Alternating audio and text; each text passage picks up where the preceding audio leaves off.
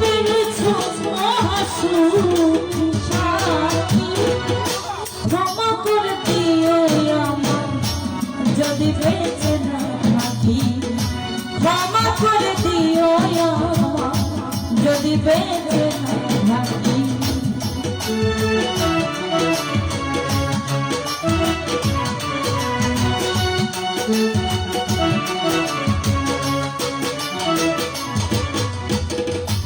হয়তো কোনদিন তোমায় আমি পাবো না, হৃদয়ে জমানো ব্যথা বোঝানো যাবে না।